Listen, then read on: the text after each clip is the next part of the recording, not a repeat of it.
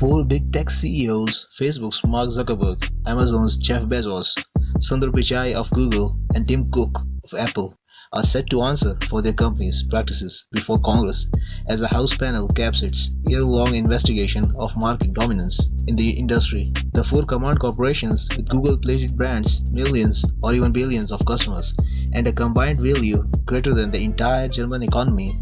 One of them is the world's richest individual, Bezos. Another is the fourth-ranked billionaire, Zuckerberg. The industry has transformed society, linked people around the globe, minded and commercialized users, personal data, and infuriated critics on both the left and right over speech. Critics questions whether the companies grow increasingly powerful after gobbling up scores of rivals, stifle competition and innovation, raise prices for consumers, and pose a danger to society.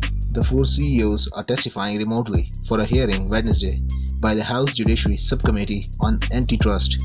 In its bipartisan investigation, the panel collected testimony from mid-level executives of the four firms, competitors, and legal experts, and pored over more than 1 million internal documents from the companies. A key question: whether existing competition policies and century-old antitrust laws are adequate for overseeing the tech giants, or if new legislations or enforcement funded is needed. Subcommittee Chairman Republican David Cline, a Rhode Island Democrat, has called the four companies monopolies, although he says breaking them up should be at least last resort.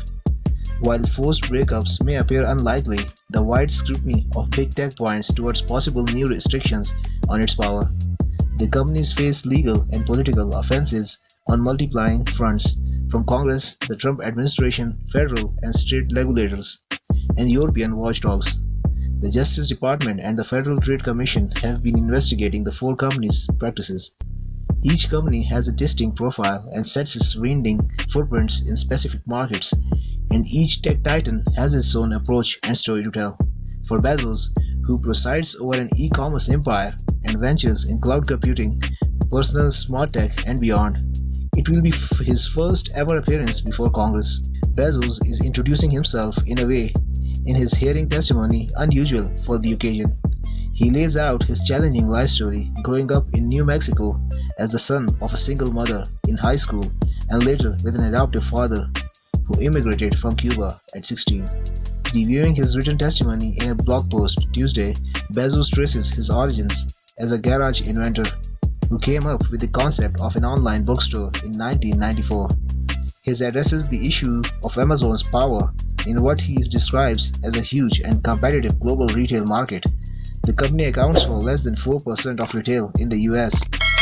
Bezos maintains. He affirms his rebuff to critics who call for the company to be broken up. Walmart is more than twice Amazon's size, he says. Bezos initially declined to testify unless he could appear with the other CEOs. He'll likely face questioning over a Wall Street Journal report that found Amazon employees used confidential data collected from sellers on its online marketplace to develop competing products. At a previous hearing, an Amazon executive denied such accusations. In the wake of George Floyd's death and protests against racial injustice, Facebook's handling of hate speech has recently drawn more fire than issues of competition and privacy, especially after Facebook's refusal to take action on inflammatory Trump posts that spread misinformation about voting by mail and critics said encouraged violence against protesters. Zuckerberg has said the company aims to allow as much free expression as possible, unless it causes imminent risk of specific harms or damage. We believe in values, democracy, competition, inclusion, and free expression that the American economy was built on, he says in his testimony prepared for the hearing. I understand that people have concern about the size and perceived power that tech companies have, Zuckerberg's statement says. Ultimately, I believe companies shouldn't be making so many judgments about important issues like harmful content, privacy, and election integrity on their own. That's why I've called for a more active role for governments and regulators and updated rules for the internet. European regulators have concluded that Google manipulated its search engine to gain an unfair advantage over other online shopping sites in the e-commerce market and fined Google, whose parent is Alphabet Inc., a record $2.7 billion. Google has disputed the findings and is appealing. Attorneys General from both parties in 50 states and territories, led by Texas, launched an antitrust investigation of Google in September, focused on its online advertising business.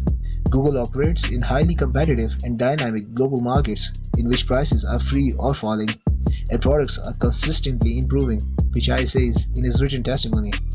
Competition in ads from Twitter, Instagram, Pinterest, Comcast, and others has helped lower online advertising costs by 40% over the last 10 years, with these savings passed down to consumers through lower prices. Apple, whose iPhone is the third largest seller in the world, faces European Union investigations over the fees charged by its App Store and technical limitations that allegedly shut out competitors to Apple Pay. Apple does not have a dominant market share in any market where we do business, Cook says. He is making the case that the fee Apple charges apps to sell services and other goods are reasonable, especially compared with what other tech companies collect. In over a decade since the App Store launched, we have never raised the commission or added a single fee, Cook says in his testimony.